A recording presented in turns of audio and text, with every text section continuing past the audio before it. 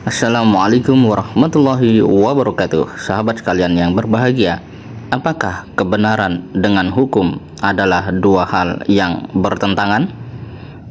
Kalau kita lihat realitas hari ini, tampaknya sebagian besar orang melihat bahwa hukum sedang berhadapan dengan kebenaran. Hukum asasnya tentu saja nilai formal yang disepakati dalam bentuk undang-undang yang terisi dari beragam pasal, bab dan ayat-ayat yang bisa saja itu ditegakkan dengan betul-betul landasan iman, hati nurani, atau bahkan betul-betul dalam rangka untuk menegakkan hukum demi tegaknya kebenaran. Sedangkan kebenaran itu sendiri, dia tidak mungkin tegak kecuali dengan hadirnya keimanan di dalam dada seseorang.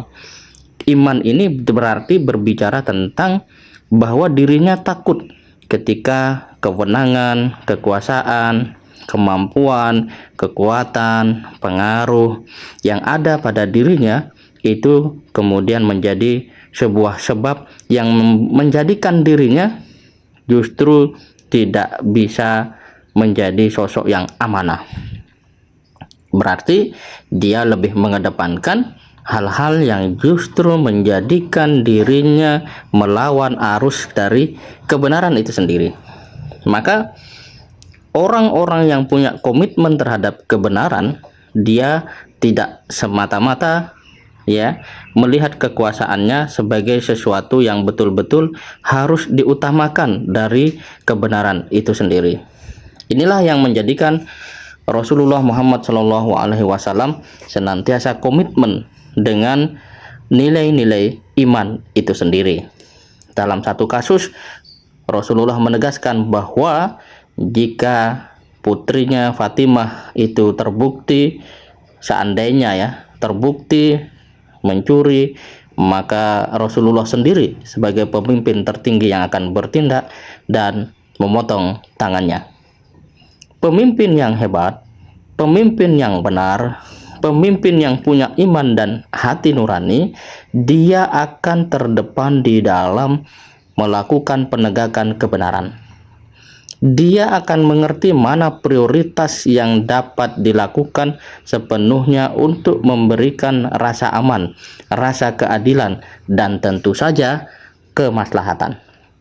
Sedangkan mereka yang tidak menyadari hal itu, maka dia akan menganggap bahwa dirinya lah, jabatannya lah, pengaruhnya lah, ambisinya lah yang lebih besar dari apapun, bahkan termasuk dengan kebenaran itu sendiri.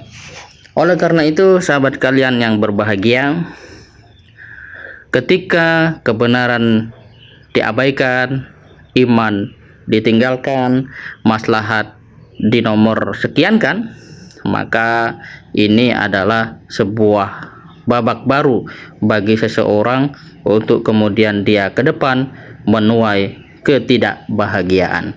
Karena bagaimanapun semua tindakan yang tidak didasari iman dan tidak berorientasi pada penegakan kebenaran itu adalah kezaliman, dan sebuah kezaliman cepat atau lambat pasti akan berakhir dengan sebuah penyesalan yang tidak mungkin lagi bisa diperbaiki, karena mungkin usia sudah tua, tidak lagi punya pengaruh, dan omongannya tidak lagi berlaku.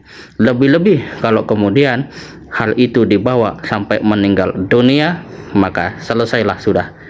Tinggal meratap, menangis, dan itu tidak lagi ada artinya, kecuali orang-orang yang dizalimi, orang-orang yang diperlakukan secara tidak adil, tidak benar, itu memberikan maaf.